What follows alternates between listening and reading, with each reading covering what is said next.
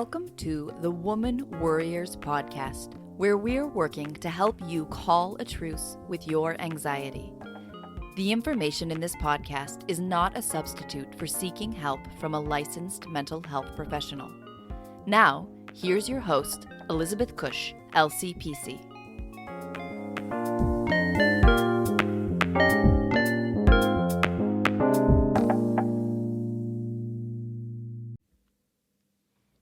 Hi, and welcome back to the podcast. I'm your host, Elizabeth Cush, a licensed clinical professional counselor here in Annapolis, Maryland, providing online therapy to the residents of Maryland. I'm excited to be talking to Eileen Flanagan in a bit about activism and how we can make a difference, our individual acts of activism. And I'm excited about that conversation. And it's the perfect time to release this episode because last week on Wednesday was Earth Day, but also the 50-year anniversary of the very first Earth Day back in 1970. I can remember my mom took us out of school. We got to go to the Earth Day celebration in Philadelphia. I remember it as a very exciting time as a maybe 10 or 11-year-old, being able to get taken out of school, go to this big field where there was music playing and lots of people, and it felt very exciting. I felt very cool compared to my classmates who had to stay behind. Talking about it years later with my mom, she had a very different perspective on it. She thought it was a pain in the ass, too many people, lots of people smoking pot, and here she had her kids there. So kind of ironic to think about that, but perfect time to air this episode in honor of Earth Day. If you would like to get on the newsletter for the podcast and my blog, just go to progressioncounseling.com and there is a form to fill out at the bottom of the page. You can also subscribe to the podcast wherever you listen to podcasts, whether it's Apple Podcasts or Google, on your Android devices, Stitcher, Spotify. You can subscribe to the podcast there. And if you feel so inclined, leave an honest review. That would be great. You can also follow us on social media at Woman Worriers on Instagram, Facebook, and Twitter. So today, my guest is Eileen Flanagan. She's a graduate of Duke and Yale and is the award-winning author of 3 books and scores of articles. In addition to helping people to make their activism more effective through her online courses, she speaks to international audiences on how to build a spiritually grounded and effective climate justice movement. For 5 years, she served as board chair of Earth Quaker Action Team, a scrappy little group which successfully pressured one of the largest banks in the U.S. to stop financing mountaintop coal removal. Her current work focuses on the intersection of racial and environmental justice.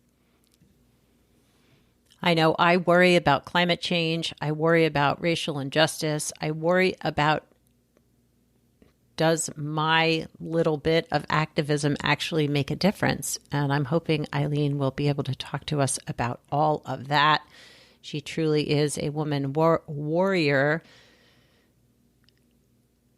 helping other people, other women, find their role in activism. So let's get started.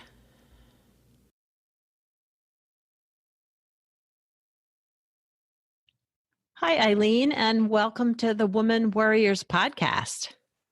Thank you. I'm excited to be here. I really appreciate your taking the time to be with us on the podcast. If you wouldn't mind taking a couple of minutes to just share with the listeners a little bit about you and what has inspired you to do the work that you do. Thank you. Well, I've been an author for over 25 years, and I've taught in different capacities during that time. But it was really about 8 years ago that I started feeling a lot of anxiety about climate change. The more I learned, the more scary it seemed. But my individual efforts to make a difference felt inadequate. Carrying my reusable water bottle, which I'm constantly forgetting and leaving places, didn't feel like it was really going to address this global big problem. But I stumbled into a group that really combined strategic activism with a sense of spiritual grounding, which was important to me. Spirituality was what I was writing and teaching about. And that changed my life. It gave me a sense that I could make a difference. I could impact big issues by working with other people and doing it in smart, strategic ways. So I've been the board chair of a group called Earthquaker Action Team, which had a successful campaign against a $4 billion a year bank with no staff, no office, mostly volunteers and mostly women in the early years, just organizing together. So after that experience, I started teaching online the skills that I had learned through that process.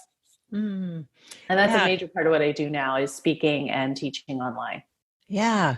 And I mean, I think I said this maybe in one of our emails, but like to me, climate change feels so important, but it's also such a huge issue that I often worry that like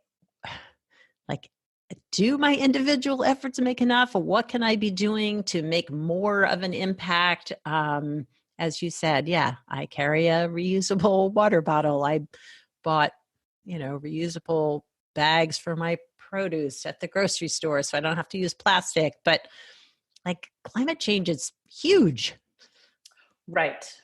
And important. There's two main things I would say about that. First of all, you're not alone.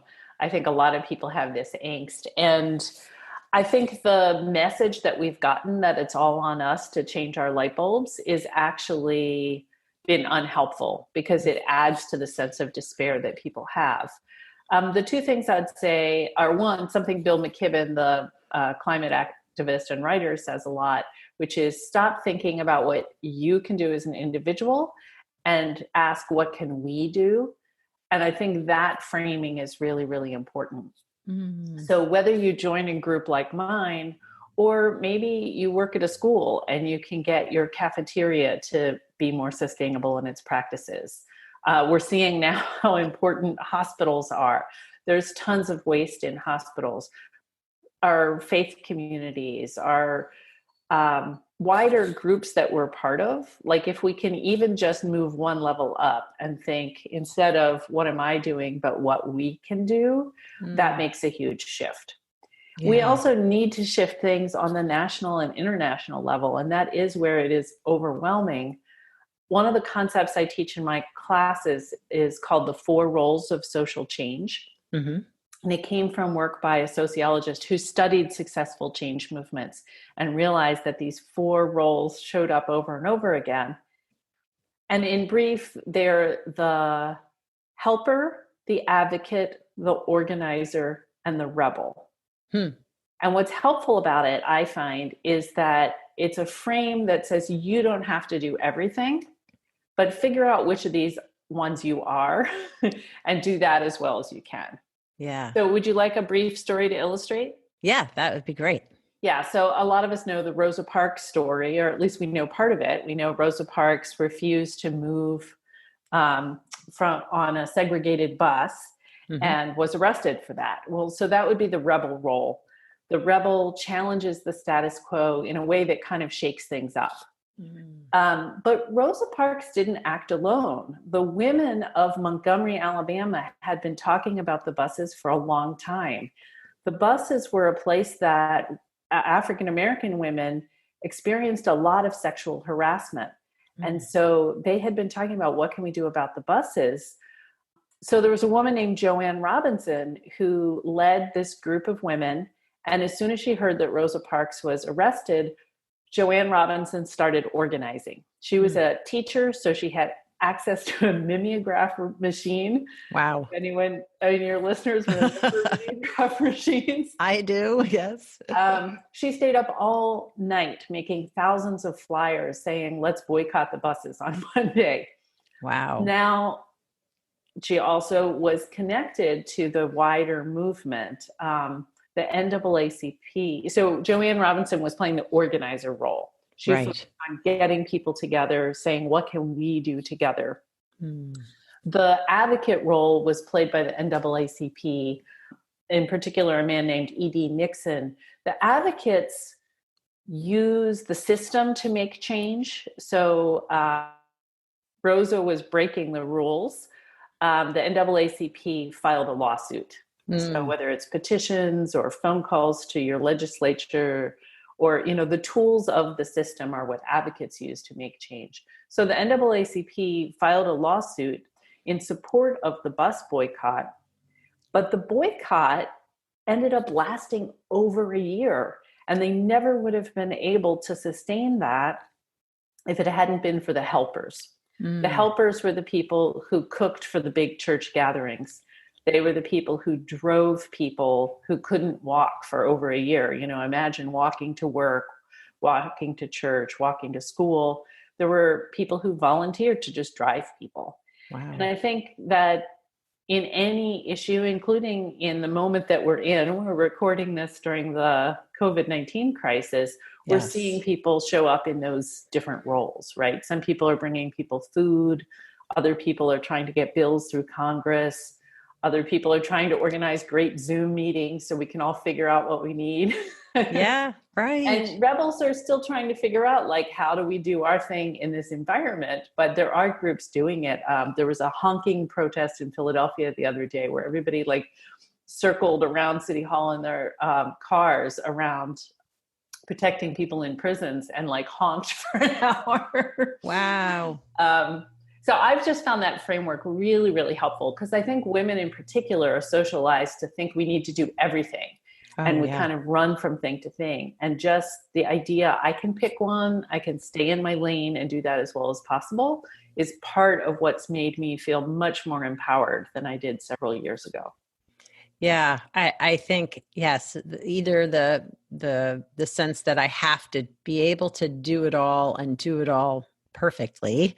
Yes. Or what happens for me sometimes is that that idea that I have to do it all, then I'm well, I just can't do any of it. That just feels too much. So I like this sort of, find the role that fits you personally, that feels most comfortable to you, because then that would make it much easier to do the work. Yeah, and I think that applies as well to the individual changes we were mentioning at the beginning. I still carry my reusable bottle. There are things that I try to do to be more environmentally sustainable myself. But what I've realized is I think of them now more as almost like a spiritual practice than as a change strategy. And I just pick a few. I remember years ago seeing this book that was 1,001 things to do to save the earth. And it was it's too much. I can't do 1,001 things. Right. I'm lucky if I can do one thing. Right. Yeah. Right. So there's a few things that I try to do faithfully, but I believe it's unproductive for us to obsess too much about our individual lives. We need to change the big systems. Yeah. Yeah. Well, and I don't know, I get a little frustrated, I guess, just with the current administration's lack of acknowledgement about how important climate change is. And it seems like not just here in the US, but there's other countries too that are sort of minimizing our impact on the earth. And that's that feels so hard to me. I don't understand that. And it ends up making me feel like, what's wrong with them? Like they're the problem versus me, which isn't necessarily helpful either. It's interesting you say that. I have been doing a Facebook Live series during the COVID-19 crisis with other change makers. And yesterday I interviewed an Indigenous author named Sherry Mitchell, who would be a great guest for your show, by the way. Oh, awesome. A very powerful Indigenous woman. And she was talking a lot about the change that we can make. And then someone through the comments asked about, like, what about those people who are the problem? Right. And part of what emerged in the conversation, which I really appreciated, and the way I would frame it is, when you're talking to individuals, it's very unhelpful to come in with the, like, this is what you're doing wrong kind of approach, which is some of what turned me off to environmentalism early on, I have to say, like the finger wagging, because you forgot your canvas bag in the supermarket or whatever the thing is. Yeah. So I would say on one-on-one, definitely emphasizing more my own humility, compassion for people, not being judgmental. Now, when we get to the societal level, you are absolutely right that there are plenty of leaders, many of whom take tons of money from the fossil fuel industry, who are not just not doing the right thing, they are standing in the way of the right thing. They are rolling back environmental protections. Pulling out of the Paris climate agreement is just unconscionable. And so we do need a different approach to address people in power. And that's part of why I love nonviolent direct action. I think there's a way to do it that can be grounded in love, it can be grounded in integrity, and it can still say, no, we're not going along with that. And part of what Sherry Mitchell said yesterday, she used the analogy of the stern mother. She said, if your child is hitting someone with a stick, you take away the stick, you isolate them, you put them in a corner, you make it so they can't do that anymore. But that doesn't mean you're no longer grounded in love. You're still operating out of love, but it is the responsible thing to do to stop someone who's doing harm. And I just love that as an analogy for my work in nonviolent direct action, which is the course I have coming up is about that. It's about how can we basically stop the harm that's happening by working together in ways that are creative and courageous and strategic, but grounded in a sense of caring, not blaming in the way that I think you were referring to. Yeah.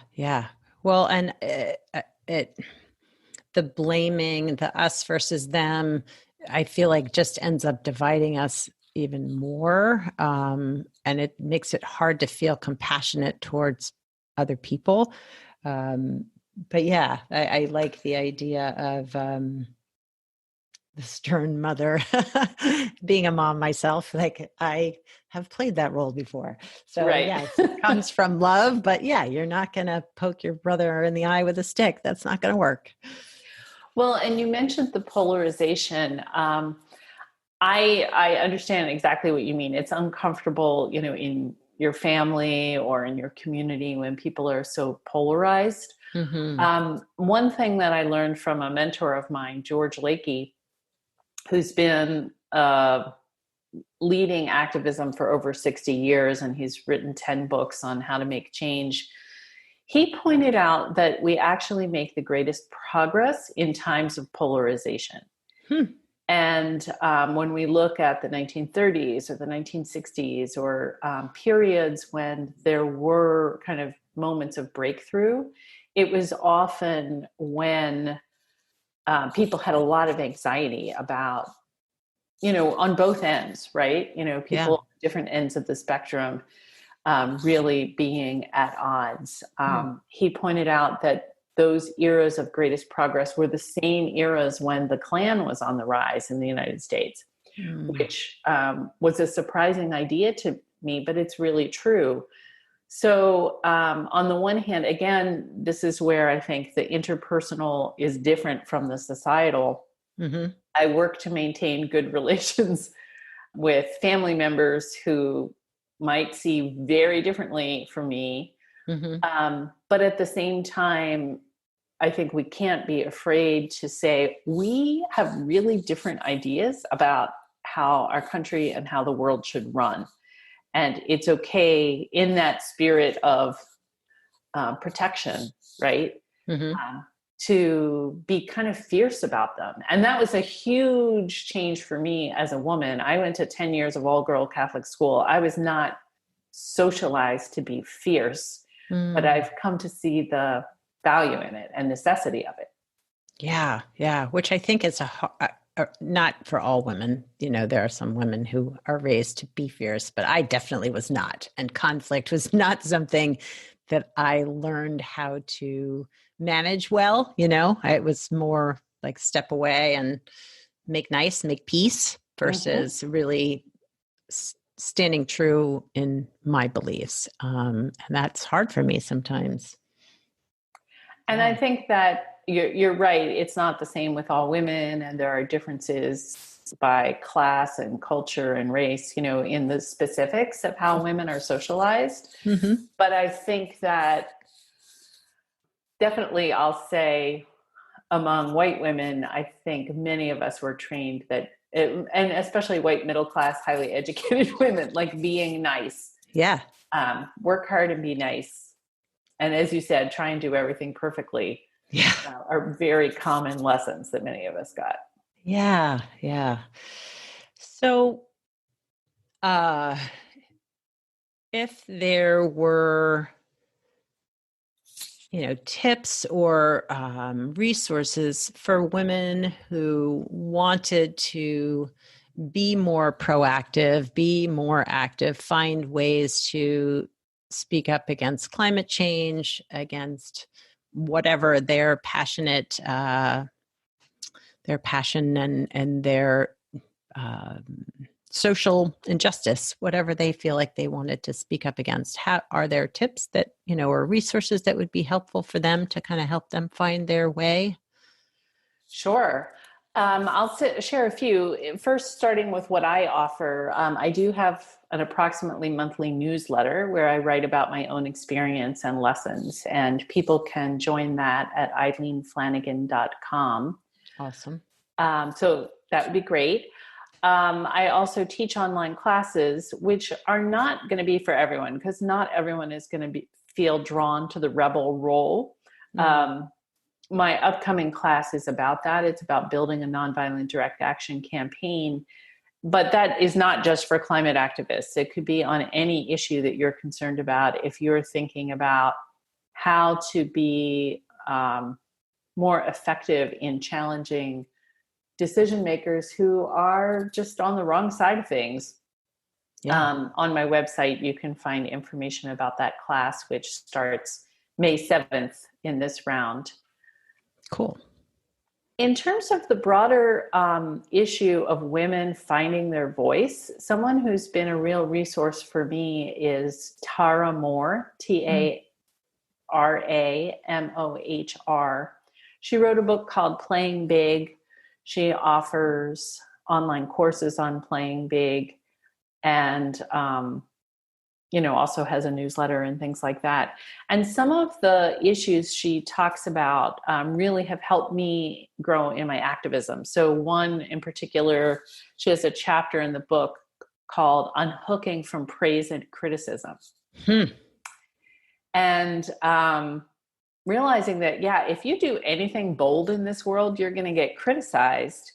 And again, many of us were socialized to be worried about what other people think about us. I'm part of a writers' Facebook group where this just came up yesterday. An author got some pretty nasty criticism on one of her books. And so she decided to stop being an author. Wow. And right, that's so frustrating.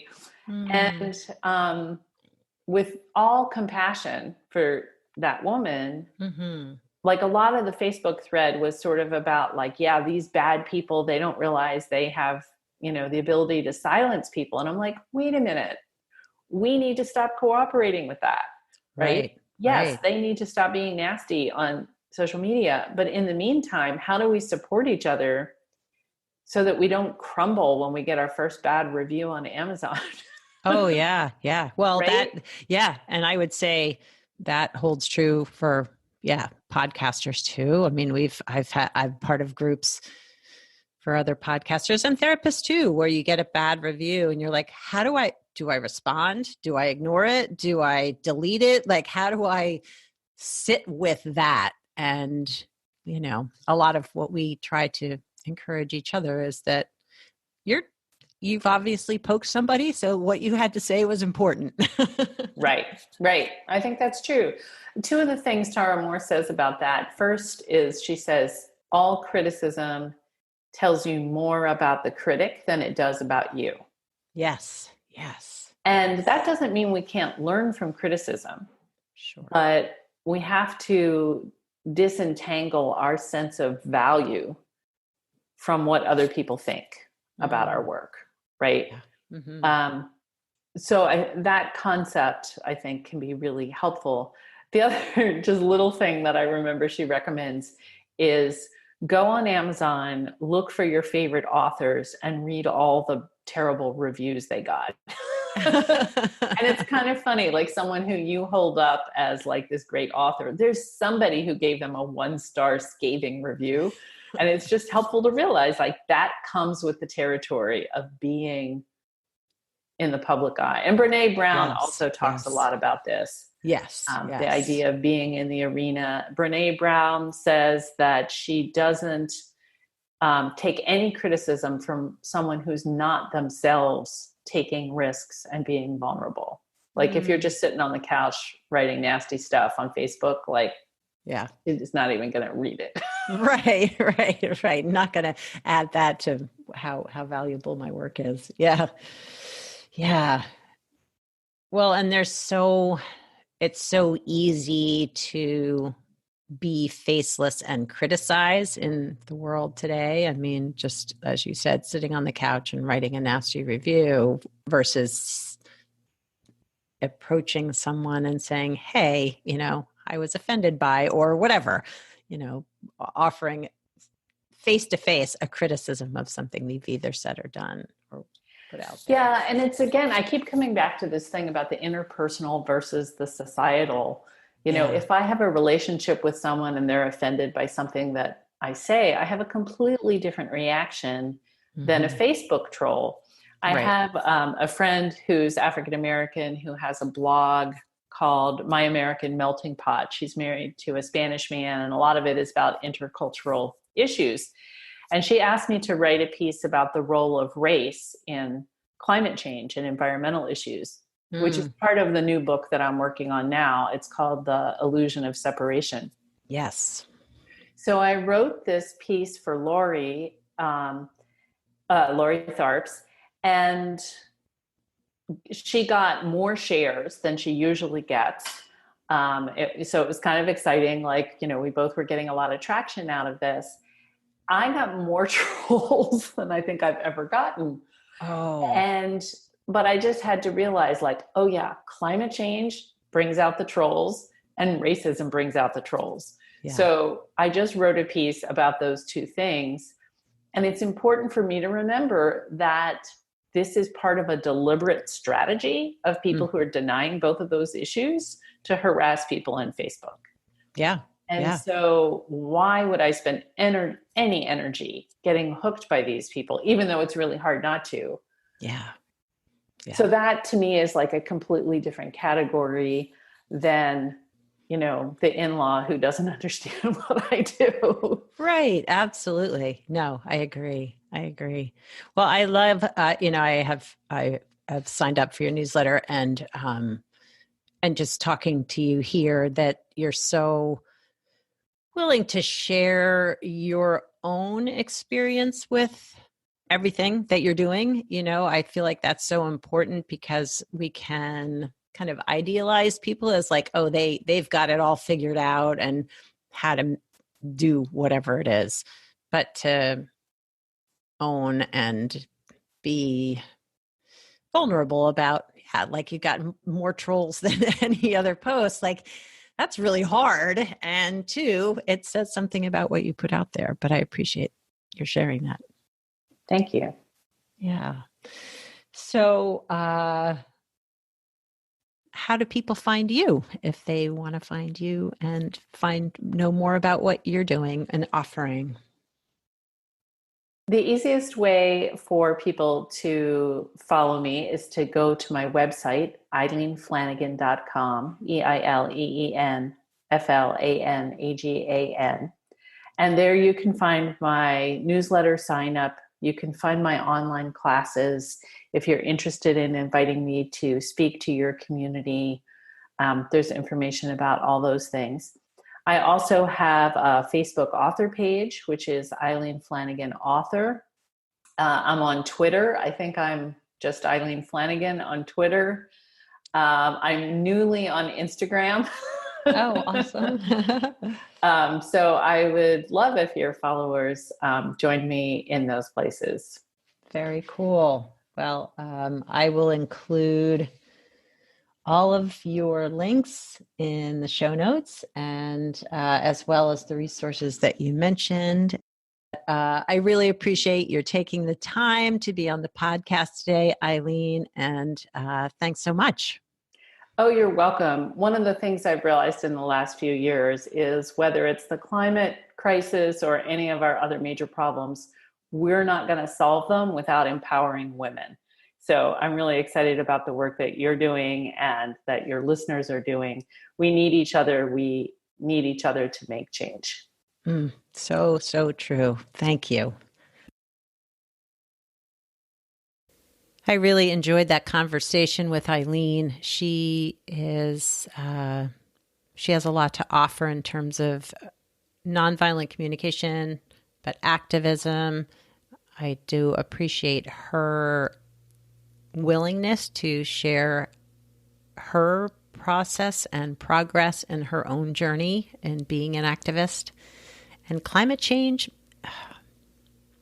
it is something that as I said in the intro, I do worry about it.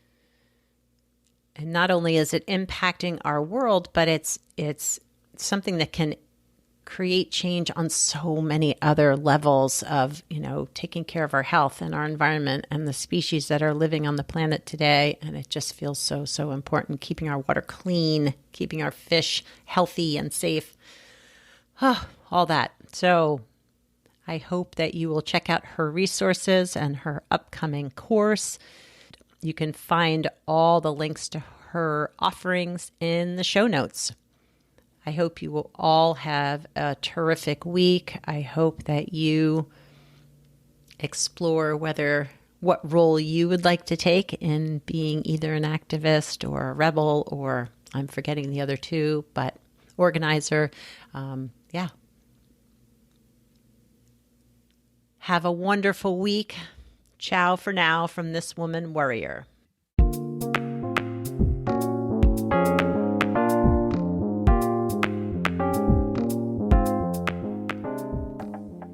Thanks for listening and subscribing to the Woman Worriers podcast.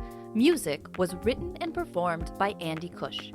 If you'd like more information on this episode, you can find the show notes, the resources shared today, and links to the guests' profiles at womanwarriors.com.